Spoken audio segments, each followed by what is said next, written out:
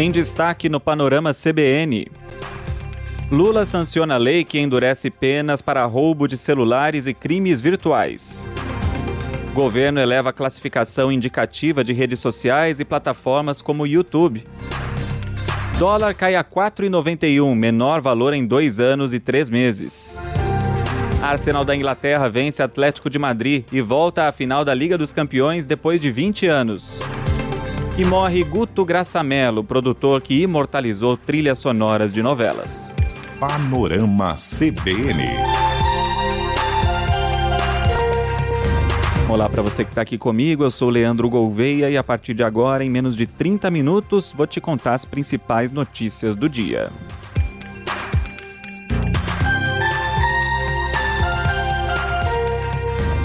O presidente Lula sancionou a lei que endurece as punições para furto e roubo de celulares e cria regras rigorosas contra crimes virtuais. Essa nova legislação foca em crimes que cresceram nos últimos anos, como os golpes aplicados por meio de aplicativos bancários.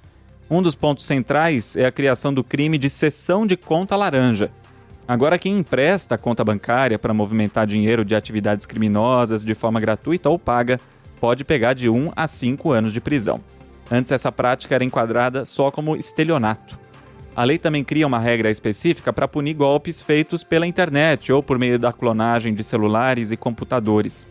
Nesses casos, a pena prevista é de 4 a 8 anos de prisão. E a mesma pena vale para quem usar informações fornecidas pela vítima ou por terceiros enganados, por meio de redes sociais, ligações telefônicas, e-mails falsos ou outros métodos semelhantes. A nova lei também eleva a pena base do furto simples, que passa a ser de 1 a 6 anos de prisão. Se o crime acontecer à noite, o tempo de reclusão vai aumentar pela metade, e não mais por 1/3. Também aumenta a pena em caso de furtos de aparelho celular, computador, notebook ou tablet, gado e outros animais de produção, arma de fogo e substância explosiva. Foi de 2 a 5 anos para 4 a 10 anos. No caso de furto de veículo, se for levado para outro estado ou país, aí vai de 3 a 8 anos para 4 a 10 anos de prisão. No caso de roubo, onde existe violência ou ameaça, a punição mínima subiu de 4 para 6 anos e aumenta ainda mais se for roubo de celulares e outros eletrônicos. No caso do latrocínio, a pena mínima sobe de 20 para 24 anos. Para quem compra produtos roubados, a pena mínima subiu de 1 para 2 anos. E a regra vale também para quem comercializa animais de estimação de origem ilegal. As novas regras já estão em vigor, mas não valem para crimes cometidos antes da sanção presidencial. Como a lei é mais rigorosa, ela só pode ser aplicada para fatos registrados de agora em diante. E a gente está na expectativa para mais um encontro do presidente Lula com Donald Trump na Casa Branca, que deve acontecer na quinta-feira. A comentarista de política da CBN e colunista do jornal O Globo, Miriam Leitão, apurou que o governo brasileiro espera assinar um acordo de cooperação contra o narcotráfico. Se der certo, inclusive os ministros da Fazenda e da Justiça, Daria Durigan e Wellington Lima e Silva, viajarão juntos, porque esse acordo significa assim, melhorar toda a troca de informação na área da economia, na área da justiça, troca de informação para o combate ao narcotráfico. Isso ajudaria o país na cooperação na área de lavagem de dinheiro, por exemplo, tráfico de drogas, tráfico de armas, crime organizado. Outro ponto central dessa viagem é a investigação da seção 301 da Lei de Comércio Americana. O governo brasileiro quer evitar novas altas tarifárias, mesmo depois da Suprema Corte Americana fixar taxas em 10%, com o pretexto de combater concorrência desleal, por exemplo, no caso do Pix. E a Polícia Federal prendeu o deputado estadual do Rio de Janeiro, Thiago Rangel, do Avante. A prisão faz parte da 4ª fase da Operação Unha e Carne, que investiga fraudes na Secretaria Estadual de Educação. O esquema foi descoberto depois que a polícia analisou arquivos do computador de outro político, o ex-presidente da Assembleia Legislativa, Rodrigo Bacelar, do União Brasil. Os investigadores afirmam que Rangel usava sua influência política no noroeste fluminense para direcionar contratos de reformas em escolas para empresas parceiras. A decisão do ministro Alexandre de Moraes, do Supremo Tribunal Federal, revela que o grupo usava violência para garantir os negócios. Em mensagens interceptadas de 2022, o deputado chega a dizer que daria um jeito em um crítico e que depois de 12 tiros no portão, o recado estaria dado. As investigações mostram ainda planos para bater no rosto de desafetos e até, entre aspas, arrancar a cabeça de quem atrapalhasse o esquema. Além de Rangel, outras 5 pessoas foram presas. Em nota, a Secretaria de Educação informou que está revisando todos os contratos e que agora obras acima de R$130 mil vão ser feitas pela empresa de obras públicas. A defesa de Tiago Rangel nega qualquer crime e diz que vai prestar esclarecimentos.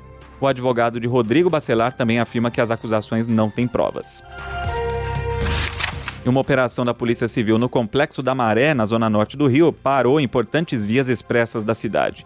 A ação faz parte da Operação Torniquete, que combate o tráfico e o roubo de cargas e veículos. Os agentes da polícia confirmaram uma morte em confronto e 12 prisões. Além de armas e 20 veículos, a polícia resgatou um macaco-prego, mantido em cativeiro. Em represália, criminosos lançaram objetos na linha vermelha e atearam fogo em colchões na Avenida Brasil. Por causa da violência, 41 escolas municipais e 3 unidades de saúde suspenderam o atendimento. Falar da guerra no Oriente Médio, em coletiva nesta terça, o secretário de Estado americano, Marco Rubio, chamou as ações do Irã no Estreito de Hormuz de ilegais e criminosas e afirmou que o país não pode ignorar normas internacionais alegando soberania. Ele disse que desde o início do bloqueio do Irã ao Estreito, 10 marinheiros civis que estavam a bordo de navios cargueiros morreram. Rubio também acusou o Irã de pirataria. E é uma ironia, já que o presidente Donald Trump disse dias atrás que a própria marinha americana atuou como pirata ao apreender navios do Irã. Marco Rubio confirmou que os americanos começaram a Operação Liberdade para escoltar navios civis e garantiu que os Estados Unidos só vão atacar se forem alvos das forças iranianas. Na Casa Branca, o presidente Donald Trump disse que ninguém vai desafiar o bloqueio americano aos portos iranianos. Apesar da escalada militar, Trump afirmou que Teherã quer um acordo e classificou as declarações públicas de resistência como um jogo sujo nas negociações de paz. Posso dizer o seguinte, o Irã quer fazer um acordo. O que eu não gosto no Irã é que eles falam comigo com tanto respeito e depois vão à televisão dizer, não falamos com o presidente. Então eles estão jogando sujo. Mas deixe-me dizer uma coisa, eles querem fazer um acordo. Trump mencionou que está costurando acordos com a Coreia do Sul e com o Japão para a reabertura do estreito, mas não deu detalhes dessas conversas. O comando militar do Irã negou ter feito ataques contra os Emirados Árabes Unidos, mas avisou que vai dar uma resposta esmagadora se o país vizinho agir contra os interesses iranianos. Os Emirados, por outro lado, relataram o segundo dia seguido de ataques com mísseis e drones. A cotação do petróleo deu um respiro nessa terça depois de seguidos dias de alta. No momento em que eu gravo o podcast, o barril do tipo Brent é negociado a $110, com baixa de 4%. O principal índice da Bolsa de Valores de São Paulo fechou em alta de 0,63% aos 186.753 pontos. Destaque para a Ambev, que subiu 15%, depois de divulgar o lucro de 3,8 bilhões de reais no primeiro trimestre, 2% a mais que no ano passado. O dólar comercial encerrou o dia cotado a R$ 4,91, o menor patamar em 2 anos e 3 meses, com queda de 1,12%. O euro vale R$ 5,74, com baixa de 1,12%, menor nível em quase 2 anos. E o Banco Central informou nessa terça que as expectativas de inflação subiram depois do início da guerra. Mesmo assim, a ata do Copom, o Comitê de Política Monetária, reforçou que o ciclo de queda de juros vai continuar. Na semana passada, a taxa Selic caiu para 14,5% ao ano. O Banco Central avalia que os juros altos por muito tempo ajudaram a frear a economia, o que abre espaço para novos cortes. Agora o Banco Central mira na meta de inflação para o ano de 2027. O mercado financeiro acredita que a Selic vai terminar esse ano em 13%. Além da guerra, o BC monitora as incertezas na economia dos Estados Unidos e o impacto dos gastos públicos aqui no Brasil.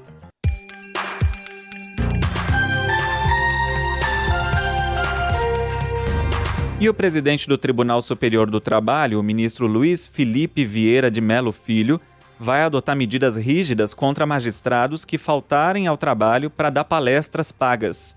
Em entrevista ao jornal O Estado de São Paulo, o ministro classificou como antiética a prática de integrantes da corte que ensinam advogados a atuar no próprio tribunal em cursos particulares. Vieira de Melo Filho citou exemplos específicos, como um curso coordenado pelo vice-presidente do TST, Guilherme Caputo Bastos, e materiais usados pelo ministro Ives Gandra Martins Filho. A intenção do presidente é enviar um ofício exigindo clareza sobre esses eventos. Se a ausência não for justificada, o valor vai ser descontado diretamente do salário do ministro.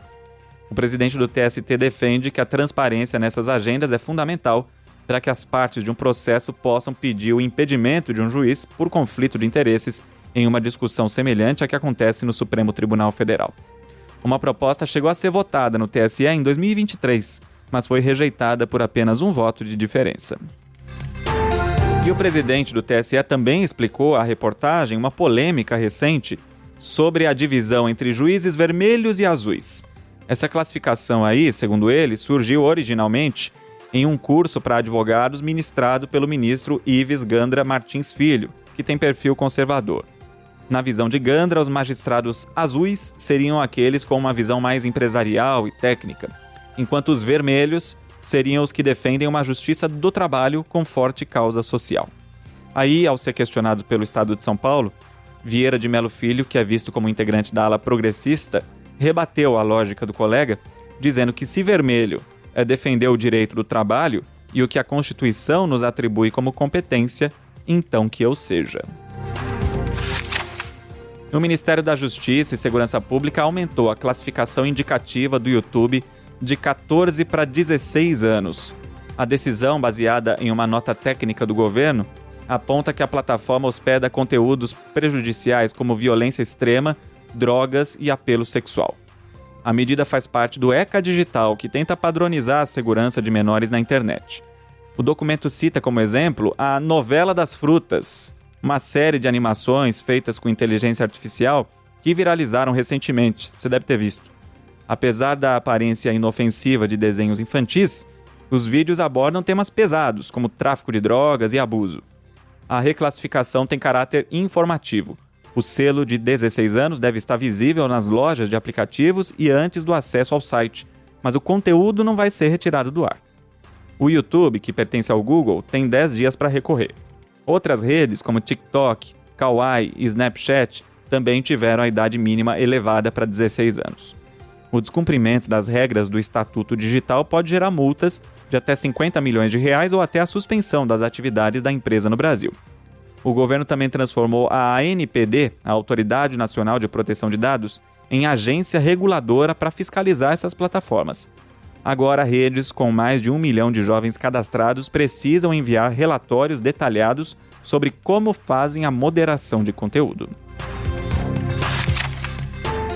E um ataque a tiros em Rio Branco, no Acre, deixou 2 funcionárias mortas em uma escola na tarde dessa terça-feira. As vítimas foram identificadas como Alzenir Pereira e Raquel, que trabalhavam como inspetoras no Instituto São José. O comandante do BOPE, coronel Felipe Russo, confirmou que o autor dos disparos é um aluno de 13 anos. Ele usou a arma do padrasto, que foi levado pela polícia. O atirador foi apreendido no corredor da escola antes de conseguir entrar nas salas de aula. Além das mortes, um estudante foi atingido na perna, mas sem gravidade. O BOPE informou ainda que outros alunos que sabiam do plano já foram identificados. Em Pernambuco, as chuvas já deixaram 6 mortos e mais de 2.200 pessoas fora de casa.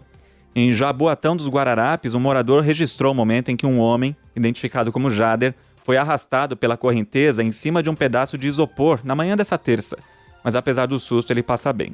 O governo federal reconheceu a situação de emergência em 23 cidades. Segundo a Agência de Águas de Pernambuco, o rio Capibaribe atingiu a cota de alerta, com risco de transbordamento no Recife, em Camaragibe e São Lourenço da Mata. As aulas nas universidades federais e estaduais foram suspensas nesta terça-feira. O presidente da Câmara, Hugo Mota, emitiu uma nota de pesar pela morte do filho mais velho da deputada federal Heloísa Helena, da Rede, Sacha de Moraes Carvalho. Ele morreu na segunda, aos 42 anos. Sacha estava internado há 10 dias e sofreu uma parada cardiorrespiratória. Em uma rede social, Heloísa Helena agradeceu o trabalho dos bombeiros e das equipes médicas e se despediu do filho, que chamou de primeiro grande amor. Sacha era o primogênito da parlamentar, que foi senadora e candidata à presidência. E a Organização Mundial da Saúde investiga a possibilidade de transmissão direta entre humanos no surto de hantavírus que atinge o cruzeiro de luxo MV Hondius. 3 passageiros morreram. A OMS confirmou 2 casos da doença e monitora outros 5 suspeitos. Levando em consideração o tempo de incubação do vírus, a OMS acredita que os passageiros foram infectados fora do navio e que possa ter acontecido uma transmissão entre pessoas em contato muito próximo. Além do navio, a organização tenta localizar passageiros de um voo que saiu da ilha de Santa Helena para Joanesburgo, na África do Sul. Uma turista holandesa de 69 anos morreu depois de ser retirada dessa aeronave. O marido dela, de 70 anos, também morreu no navio. A expectativa é que a embarcação siga para as Ilhas Canárias, na Espanha, para uma desinfecção total. Só que o governo espanhol não tinha confirmado ainda se autorizaria a atracação até o momento em que eu gravo. O hantavírus é geralmente transmitido por roedores e a passagem entre humanos é considerada rara. O bilionário Elon Musk fechou um acordo com o órgão que fiscaliza o mercado financeiro dos Estados Unidos. Um fundo em nome do empresário vai pagar uma multa civil de $1,5 milhão. A agência acusava Musk de demorar 11 dias para divulgar a compra de ações do Twitter em 2022, o que teria rendido uma economia irregular de $150 milhões. No acordo, Musk não admitiu culpa e não vai precisar devolver esse valor. A decisão ocorre sob a nova gestão da SEC no governo de Donald Trump, que é o órgão responsável. O advogado de Musk, Alex Spiro, disse que o empresário foi inocentado e a ex-chefe de gabinete da SEC, Amanda Fisher, criticou o desfecho. O valor da multa é o maior já aplicado para esse tipo de infração, mas representa uma fatia mínima da fortuna de Musk, estimada pela Forbes em quase $790 bilhões. A jornalista Hannah Nathanson, do jornal The Washington Post, venceu o prêmio Pulitzer de Serviço Público. É o prêmio máximo do jornalismo nos Estados Unidos. A repórter foi premiada pela cobertura sobre o Departamento de Eficiência Governamental criado por Elon Musk e pelos cortes de funcionários federais no segundo mandato de Donald Trump. Em janeiro, Hannah foi alvo de uma operação do FBI. Agentes entraram na casa dela, na Virgínia, e apreenderam celulares e computadores. O governo alegou investigar o vazamento de documentos sigilosos de defesa nacional. Na época, o Washington Post classificou a ação como agressiva e um ataque à liberdade de imprensa. O departamento, que Musk chefiou por alguns meses, tinha a meta de cortar $2 trilhões em gastos, mas acumulou polêmicas e denúncias de abuso de poder. Hannah Nathanson apareceu emocionada em vídeos gravados por colegas. E um dos momentos mais marcantes do show da cantora Shakira no último sábado, na praia de Copacabana, foi o dueto com Maria Bethânia. As duas cantaram juntas o clássico O Que É, de Gonzaguinha. Viver e não terá vergonha de ser feliz. Cantar a beleza de ser um eterno aprendiz. Perfeita! Eu sei que a vida devia ser melhor e será, mas isso não impede que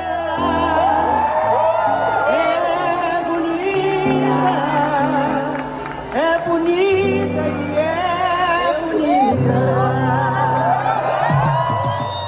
Isso aí se acompanhou no sábado, né? Provavelmente. Aí a Shakira enviou uma mensagem de áudio para Maria Bethânia para agradecer a participação da brasileira no espetáculo. E nessa mensagem, que foi divulgada pelo perfil oficial da Bethânia nessa terça, Shakira demonstrou a satisfação com essa parceria. Oi Maria, é a Shakira aqui. Eu queria te agradecer muito por aceitar o meu convite, por cantar comigo. Eu adorei e o público amou. Muito, muito obrigada. Shakira, parabéns Shakira, parabéns querida. E muito, muito, muito obrigada. Tudo lindo, aquela multidão, o Brasil te recebendo de braços abertos, com tanto carinho, com tanto afeto, tudo que você merece. Quem diria, né? Bethânia mandando um áudio de WhatsApp pra Shakira. Elas cantaram acompanhadas da bateria da Unidos da Tijuca e no show a Shakira também cantou com o irmão da Bethânia, Caetano Veloso, com a Ivete Sangalo e com a Anitta.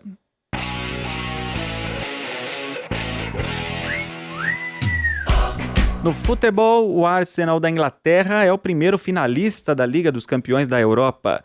O clube venceu o Atlético de Madrid no segundo jogo da semifinal por 1-0 e volta à final depois de 20 anos. O primeiro jogo tinha terminado empatado em 1-1. Nessa quarta, Bayern de Munique e Paris Saint-Germain disputam a segunda vaga. O primeiro jogo foi 5-4 para o PSG.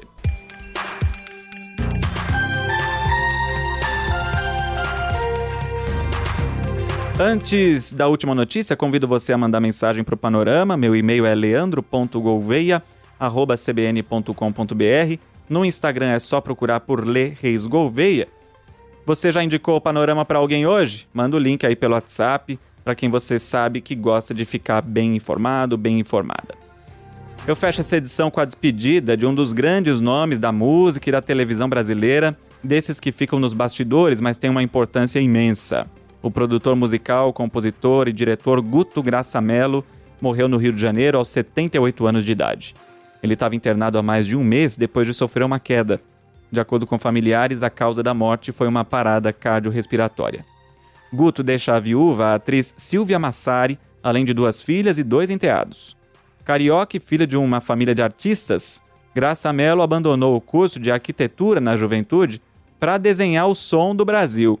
Ele produziu mais de 500 discos e trabalhou com gigantes como Maria Bethânia, Roberto Carlos e Rita Lee. Foi ele também o responsável por lançar o primeiro disco da apresentadora Xuxa, que vendeu milhões de cópias nos anos 80. Mas foi na televisão que Guto Graça Mello revolucionou a forma como o brasileiro consome música. Ele foi o responsável por transformar as trilhas sonoras de novelas em fenômenos de mercado. Em 1972, ele entrou para a TV Globo e logo depois assumiu a identidade sonora de grandes sucessos. Um dos casos mais famosos de bastidores aconteceu em 1975, na novela Pecado Capital. Guto teve que montar o repertório inteiro em apenas 3 dias. Foi ele quem encomendou a música de abertura para Paulinho da Viola, que compôs o clássico Pecado Capital em poucas horas. Dinheiro na mão é vendaval na vida de um sonhador, Quanta gente aí se engana e cai da cama com toda a ilusão que sonhou. Para a novela Gabriela, Guto Graça Mello encomendou a abertura a Dorival Caymmi. Eu nasci assim, eu cresci assim, e sou mesmo assim, você sempre assim, Gabriela, sempre Gabriela. Como gerente-geral da gravadora Som Livre, Guto usou a força da televisão para projetar artistas que estavam começando, como Cazuza e Lulu Santos, que foram assistentes dele. Guto Graça Mello também assinou a trilha de mais de 30 filmes. É dele também o tema do Saci, do Sítio do Pica-Pau Amarelo, de 1977.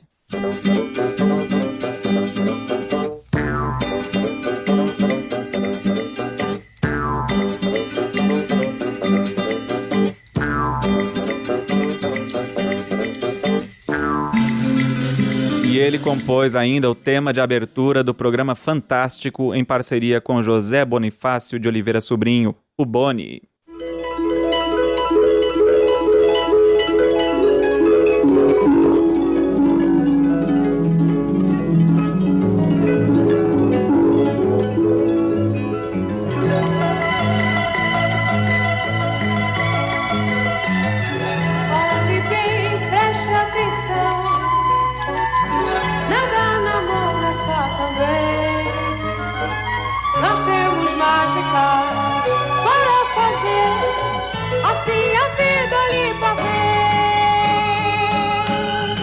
Guto Graça Mello saiu da Globo e da Som Livre no final da década de 80, mas continuou ativo na produção de jingles e trilhas de cinema. Personalidades como Xuxa, Maria Bethânia e o parceiro Nelson Motta lamentaram a perda nas redes sociais.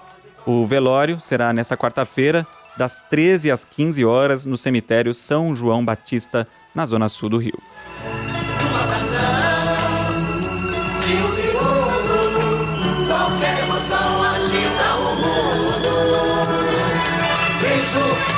Nossa solidariedade a todos os familiares e amigos de Guto Graça Mello. Com essa homenagem, a gente vai terminando essa edição do Panorama, que teve a produção e o roteiro feitos por mim, Leandro Gouveia, e a edição e a sonorização por Juliano Fonseca.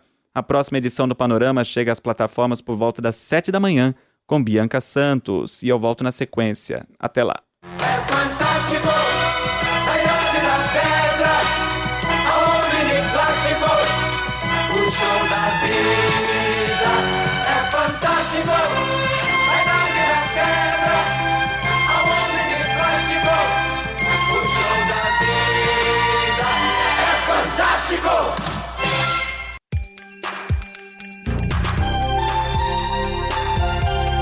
Panorama CBN. As principais notícias do dia em menos de meia hora.